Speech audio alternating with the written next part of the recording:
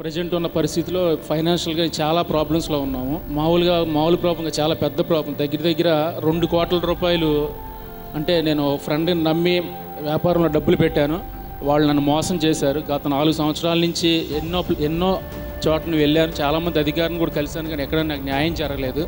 అయితే మా పేరెంట్స్ కానీ ఎవరు కూడా, ఇంకా మా ఫాదరు ఇంత ప్రాబ్లంలో ఉన్నా సరే, నేను నీకు రూపాయి ఇవ్వను, నువ్వు ఎలా పడతావో ఎలా చస్తావో చావు అని చెప్పేసి నన్ను చాలా మాటలు నన్ను అన్నారు. కానీ దేవుని దగ్గర మొరపెట్టుకున్నా, ప్రభా ఎవరు లేకపోయినా సరే నేను నీకు తోడుగా ఉన్నానని మాట్లాడేవు కదా తండ్రి, మరి నువ్వు ఉన్నావు కదా అని చెప్పి ధైర్యంతోనే కదా మేము బ్రతుకుతున్నాం అని చెప్పి ఎంతో దేవుని దగ్గర మొరపెట్టుకున్నాను.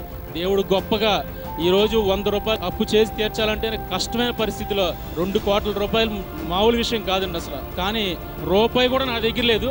దేవుడు గొప్పగా నాకు మంచి ఆలోచన ఇచ్చి దాన్ని అప్పు అంతా కూడా తీర్చడానికి నాకు దేవుడు ఒక వే చూపించారు. నాకు అప్పు తీర్చగా మళ్ళీ నాకు 20 లక్షల రూపాయలు దేవుడు నాకు మరి దయచేస్తున్నారు. దాని నిమిత్తం నేనేం చేయాలి, నా కొరకే కాదు దేవుని కొరకు నేను ఏదో ఒకటి చేయాలి అని చెప్పి నేను ప్రేయర్ చేసుకున్నప్పుడు ఈ మందిర స్థలం గురించి నేను ఒక 5 లక్షల రూపాయల స్థలం నిమిత్తం ఇవ్వాలని ఆశపడుతున్నాను నేను.